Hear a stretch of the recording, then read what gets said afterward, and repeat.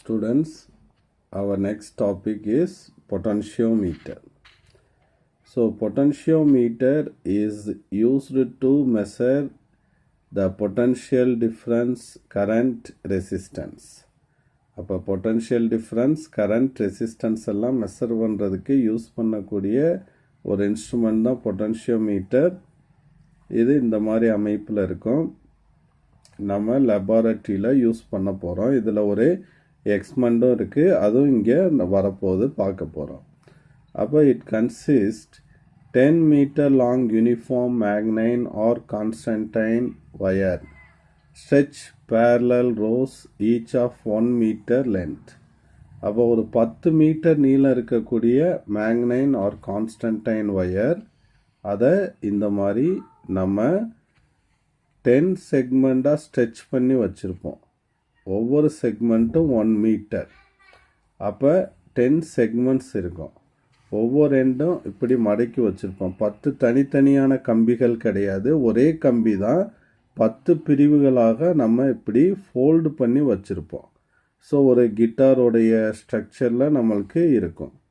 And the ends, இந்த end இப்படி copper ஸ்ட்ரிப்ஸை வச்சுருப்பாங்க. அதனால் நம்மளுக்கு தனித்தனி கம்பிகள் மாதிரியே தெரியும், ஆனால் தனித்தனி கம்பிகள் கிடையாது, ஒரே கம்பி தான். இந்த மாதிரி 10 செக்மெண்ட்ஸாக நம்ம பிரித்து வச்சுருப்போம். த ends R connected with binding screws and copper strips and 2 free end கிடைக்கும்.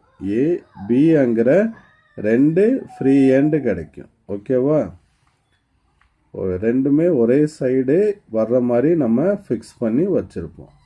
And the readings are taken. இதில் ரீடிங் எடுக்கும்போது த மெஷர்மெண்ட் ஈஸியாக இருக்கிறதுக்காக we fix a metre scale parallel to the wire. அந்த வயருக்கு பேரலாக நம்ம என்ன பண்ணிடுறோம் அப்படின்னு கேட்டோன்னா ஒரு மீட்டர் ஸ்கேலையும் நம்ம வச்சிடுறோம். அண்டு ஒரு ஜாகி கையில் கொடுத்துருவோம் to make freely contact at any point on the potentiometer board. So இதுதான் ஸ்டூடெண்ட்ஸ் பொட்டன்ஷியோமீட்டரை பற்றி ஒரு ஜெனரலான டிஸ்கிரிப்ஷன். அதில் உனக்கு தேவை the wire is made up of manganin or constantan. It is a 10 meter length wire. Each segment consist 1 meter length அப்படிங்கிறது தேவை உனக்கு. அடுத்து பிரின்சிபல் ஆஃப் பொட்டன்ஷியோமீட்டர் ஒரு 3 mark கொஸ்டின். இதிலிருந்து ஸ்டார்ட் பண்ணால் போதும், இந்த ஜென்ரல் கன்ஸ்ட்ரக்ஷன் கூட எழுத தேவையில்லை. அப்போ இந்த பிரின்சிபல் ஆஃப் பொட்டன்ஷியோமீட்டர் எப்படி இருக்காங்கிறத பார்க்க போகிறோம். இப்போ a steady current is maintained across the potentiometer wire. இப்போ இவ்வளோ பெரிய படத்தையும் நம்ம போட மாட்டோம். பொட்டன்ஷியோமீட்டர்னால் இங்கே இந்த மாதிரி சிம்பிள், திஸ் இஸ் பொட்டன்ஷியோமீட்டர். அப்போ இந்த மாதிரி ஒரு லைன் போட்டு சிடின்னு கொடுத்துருந்தா இந்த பாடத்தில் அதுதான் என்னது பொட்டன்ஷியோமீட்டர். இப்போ இந்த படத்தில் இந்த சிடின்னு கொடுத்துருக்கோம் இல்லையா, that is the potentiometer. And the steady current is supplied by the battery. இந்த பேட்ரியிலேருந்து அப்படியே ஸ்டடியாக கரண்ட் சப்ளை ஆகிட்டே இருக்கும் இதில். And this is key. அப்போ this is CD is potentiometer and this is battery and this key. This forms the primary circuit.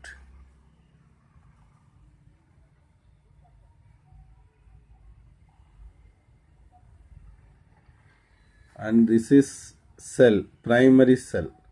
Primary cell na adula chemical electrolyte எல்லாம் போட்டு மிக்ஸ் பண்ணி வச்சிருக்கிறது தான் செல் அப்படின்னு சொல்லுவோம், primary cell. அப்போ பிரைமரி செல்லோட positive terminal is connected to the potentiometer C and the negative terminal is connected with a galvanometer, a high resistance and a jockey. So this forms the secondary circuit. இது secondary circuit அப்படின்னு சொல்லுவோம். அப்போ சிடிங்கிறது தான் potentiometer, அதுக்கு மேலே இருக்கிறது primary circuit, அது கீழே இருக்கிறது செகண்டரி சர்க்கியூட் அப்படின்னு சொல்லுவோம். இப்போ இந்த ஜாகியை வச்சுட்டு எந்த பாயிண்ட்லையுமே நம்ம என்ன பண்ணலாம் அப்படின்னா we made contact on the potentiometer wire. இப்போ இந்த galvanometerக்கு வருவோம். ஸோ galvanometer பற்றி ஆல்ரெடி நம்ம நிறைய பேசியிருக்கோம். ஸோ அதில் வந்து there is 0 at the center. அப்போ when no current is flow, the pointer is at the center. On either side is reading is given. ஓகேவா? ஸோ நம்ம மீட்டர் பிரிட்ஜில் பண்ண மாதிரியே தான்.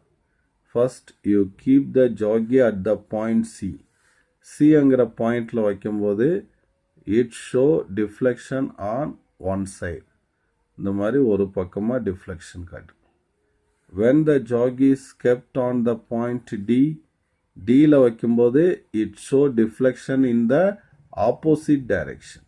ஆப்போசிட்டில் காட்டும். அப்போ டபுள் டிஃப்ளெக்ஷன் காட்டுதுன்னா யுவர் சர்க்கியூட் இஸ் கரெக்ட் அப்படின்னு அர்த்தம்.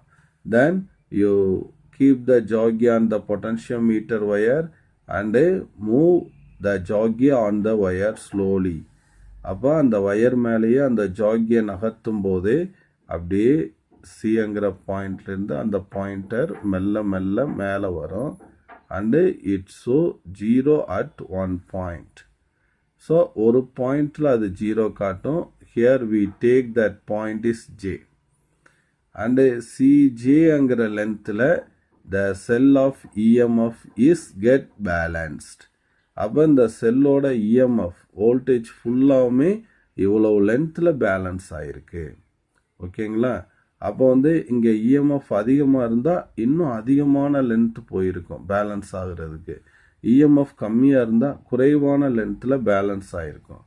அண்டு இங்கே வந்து ஸ்மால் ஆர் அப்படின்னு ஒன்று கொடுத்துருப்பான். This is very important. The small R is the resistance per unit length.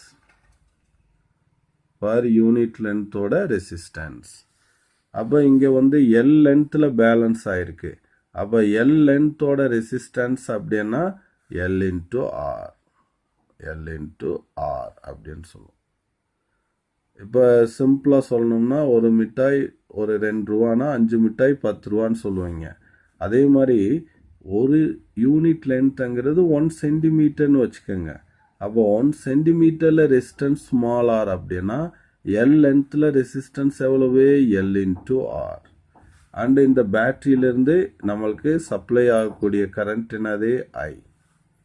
அப்போ இந்த சிஜேக்கு இடையில பொட்டன்ஷியல் டிஃப்ரென்ஸ்னால் என்ன பண்ணுவோம்? I into R. அப்போ ஐ ரெசிஸ்டன்ஸுங்கிறது என்னது? L into R. ஏன்னா இதுதான் resistance of the length CJ. அப்போ இந்த பொட்டன்ஷியல் டிஃப்ரென்ஸ் வந்து எதுக்கு ஈக்குவலாக இருக்கும்? The EMF of the secondary செல்லுக்கு ஈக்குவலாக இருக்கும். Okay. So here the steady current வந்து இங்கிருந்து வர்றது பேட்டரியிலேருந்து. அண்ட் ஆர்ங்கிறது அந்த ஒயரோட resistance per unit length. So here the I and R are constant. இந்த ரெண்டும் கான்ஸ்டண்ட்டாக இருக்கும். அப்போ EMF is proportional to L. Balancing லென்த்துக்கு டைரக்ட்லி ப்ரொபோஷனலாக இருக்கும். If EMF is more, the balancing length is more.